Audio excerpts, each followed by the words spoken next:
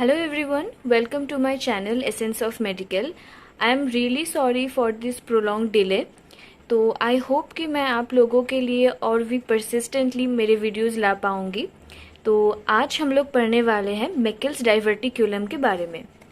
तो मैकल्स डाइवर्टिक्यूलम long question नहीं बल्कि एक शॉर्ट क्वेश्चन में आता है और काफ़ी बार आता है।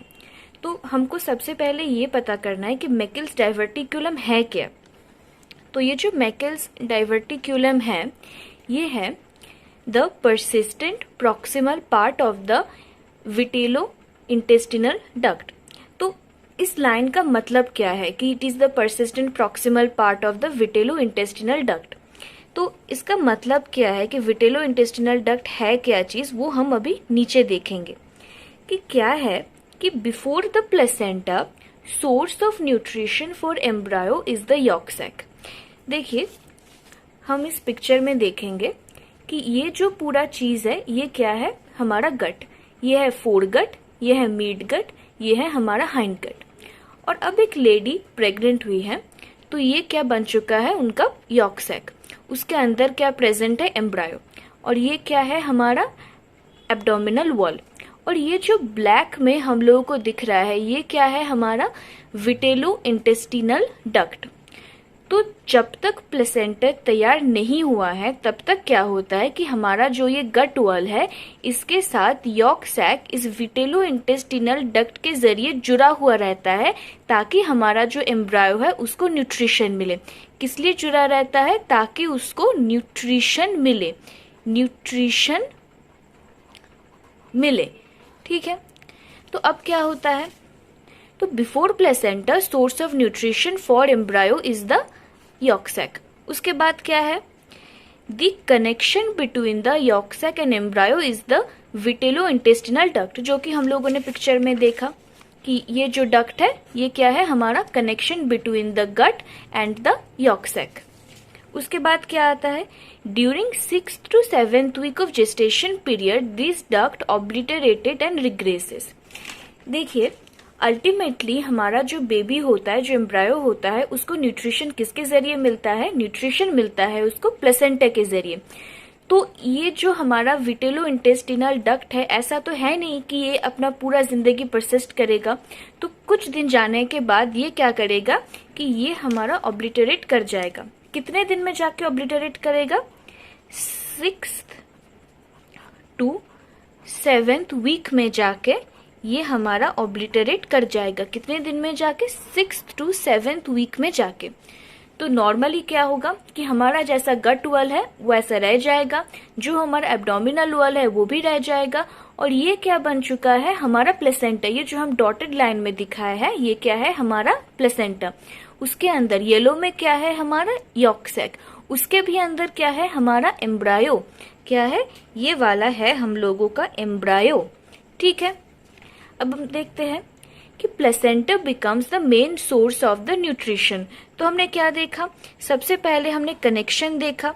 कनेक्शन के बाद क्या देखा हम लोगों ने कि 6th to 7th वीक में ये कनेक्शन जो है वो ऑब्लिटरेट एंड रिग्रेस कर गया। फिर क्या हो गया कि जो हमारा प्लेसेंटा है वही हमारा मेन सोर्स बन चुका है। अब तक हम लोगों ने क्या देखा कि जो चीज हमारा नॉर्मल है, यानी कि सबसे पहले ये चीज था जब तक हमारा प्लेसेंटा तैयार नहीं था। उसके बाद प्लेसेंटा तैयार हो गया तो गट वॉल अपने तरह रह गया, हमारा जो प्लेसेंटा वाला एम्ब्रायो है वो सेपरेट हो गया।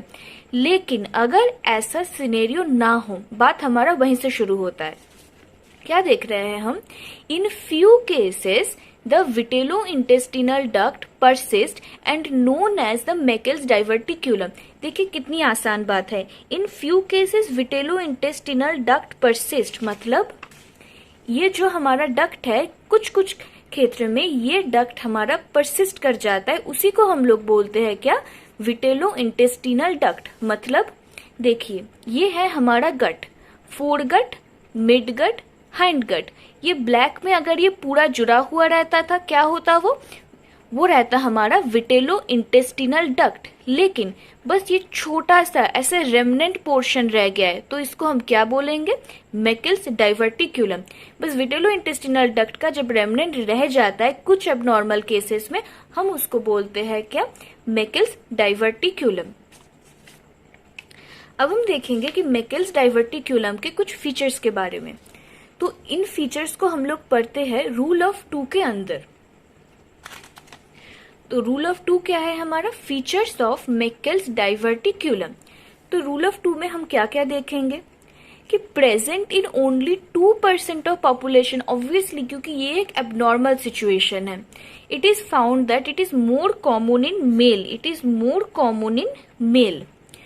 2 inches long or maybe 5 centimeter long, 2 inches long or maybe 5 centimeter long, usually 2 feet or 60 centimeter proximal to the ileocecal valve। देखिए ये क्या है हमारा? ये है हमारा गट।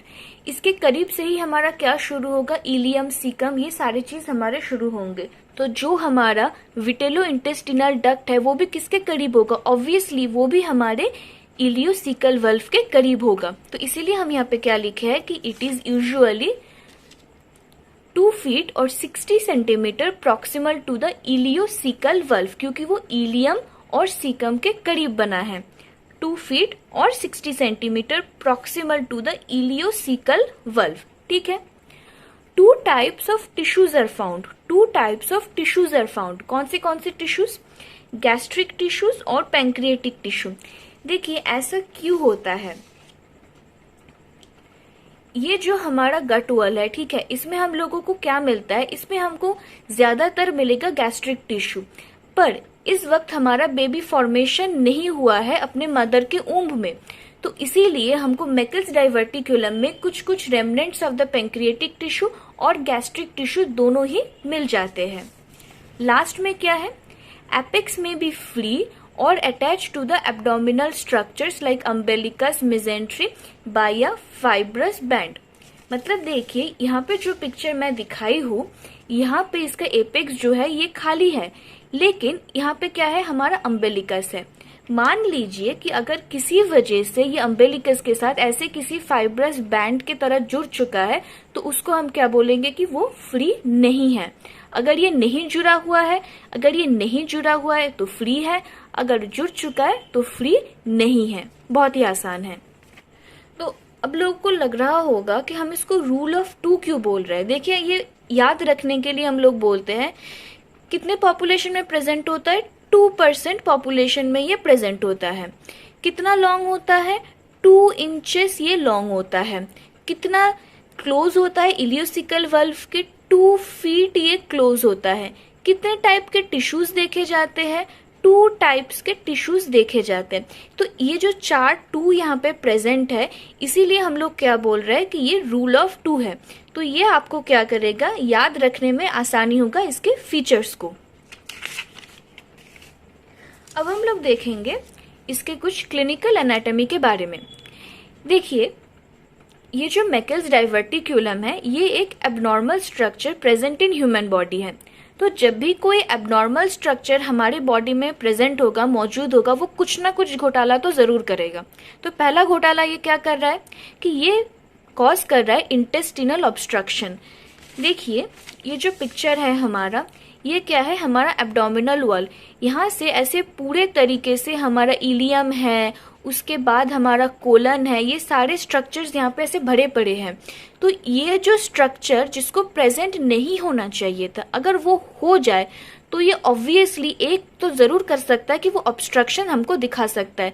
तो पहला पॉइंट हमारा क्या करेगा कि ये इंटेस्टिनल ऑब्स्ट्रक्शन दिखा सकता है। और क्या कर सकता है? It may be involved in other diseases similar to those of intestine. मतलब ये अपने कुछ पर्टिकुलर डिजीज को छोड़कर इंटेस्टाइन के दूसरे भी जो डिजीज है उनके साथ भी अपना मैनिफेस्टेशन दिखा सकता है। क्या करेगा कि उनके साथ भी ये मिलजुल के एक और भी कॉम्प्लिकेटेड मैनिफेस्टेशन दिखा सकता है। ठीक है। और क्या करेगा? इट सिम्टम्स में produce similar symptoms of appendicitis. देखिए अपेंडिसाइटिस जब भी हम सुनते हैं, सबसे पहले हम लोगों के दिमाग में आता है कि पेट में दर्द हो रहा है। तो ऑब्वियसली जो स्ट्रक्चर हमारे एब्डोमेन में प्रेजेंट है, जो स्ट्रक्चर हमारा ऑब्स्ट्रक्शन कर सकता है, वो तो हमारा पेन भी कॉज कर सकता है। तो इसके वजह से जो पेन हम लोगों का हो रहा है, वो सेम पेन हमको लग सकता है कि अपेंडिक्स के वजह से भी हो रहा है। इसीलिए its symptoms may produce similar symptoms to that of the appendicitis. और क्या है, it may have other tissues like the gastric tissues and the pancreatic tissues. हमारे मैकल्स डाइवर्टिक्यूलम में बस इतना ही है.